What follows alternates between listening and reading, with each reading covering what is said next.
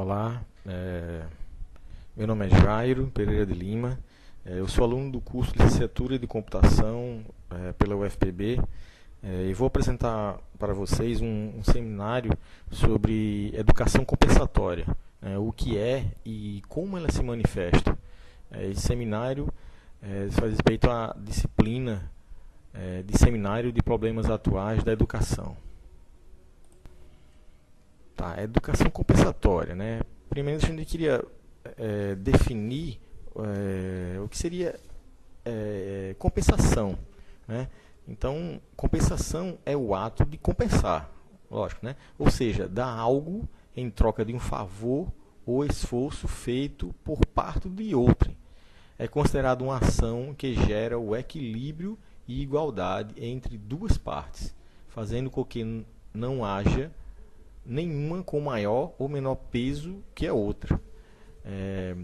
Por exemplo, a gente pode citar, né, uma compensação quando os filhos muitas vezes passam a receber presentes ou agrados para cumprir determinadas tarefas escolares do dia a dia, que na verdade deveriam ser feitas sem esse tipo de conduta, né, que geralmente os pais se comportam dessa forma achando esse é o caminho mais fácil para que os filhos realizem suas atividades rotineiras, né? Também os professores, às vezes dão continuidade, muitas vezes em nome da instituição e do sistema. Acabam por incentivar um comportamento competitivo ao conferir recompensas àqueles que alcançam as metas estabelecidas. Então, o que é educação? O que vem ser educação compensatória? Educação compensatória é um termo originado durante a Revolução Industrial, usado geralmente na pré-escola e nas séries iniciais do ensino fundamental. Segundo Art, né, uma boa definição, a educação compensatória é definida como um conjunto de medidas políticas e pedagógicas visando compensar as deficiências físicas, afetivas, intelectuais e escolares das crianças das classes culturais, social e economicamente marginalizadas, a fim de que elas se preparem para um trabalho e tenham oportunidade de ascensão social. Essa educação compensatória se deu a partir da década de 70, quando as políticas educacionais eram voltadas para sanar as questões condizentes ao fracasso escolar no primeiro grau, né, especificamente. Sugeria-se que este fracasso fosse oriundo da deficiência cultural e da inexperiência por parte das crianças de não tirarem proveito da escola, né?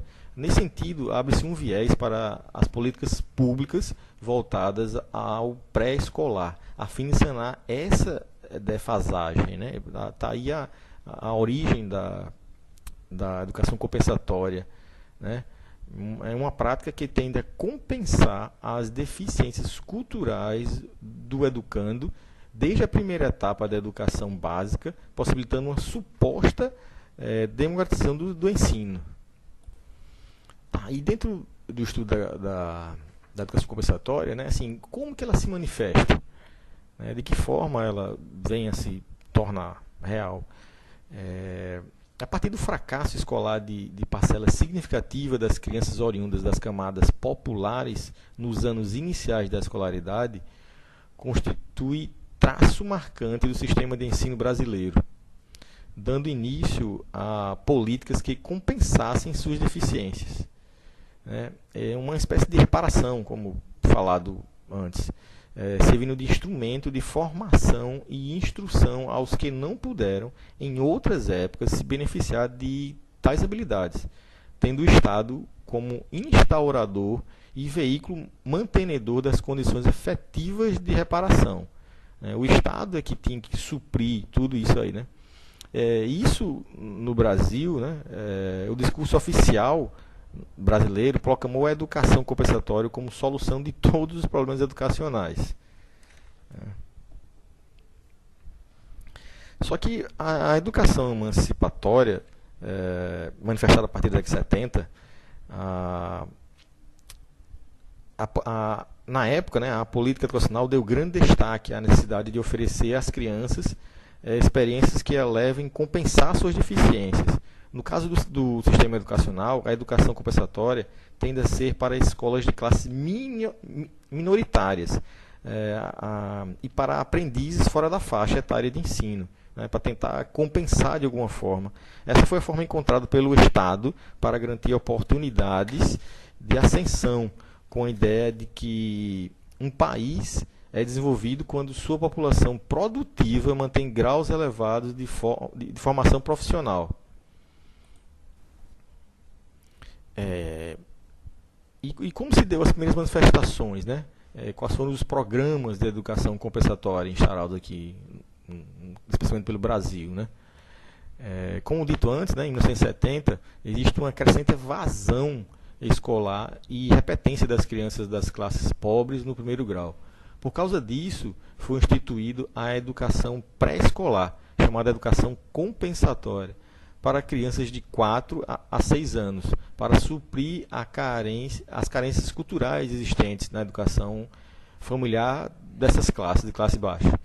Esses acentuados déficits figuraram como provável mecanismo que deram aos burocratas, é bem interessante isso, e aos empresários da educação, o estímulo para a abertura de inúmeras escolas que de fato são formadas de educação compensatória, fazendo surgir programas governamentais como modo de regulamentar a intenção de minimização do problema, como o Projeto Minerva, o Mobral e cursos supletivos. As carências culturais existem porque né, existem porque as famílias pobres não conseguem oferecer condição para um bom desenvolvimento escolar, o que faz com que seus filhos repitam o ano.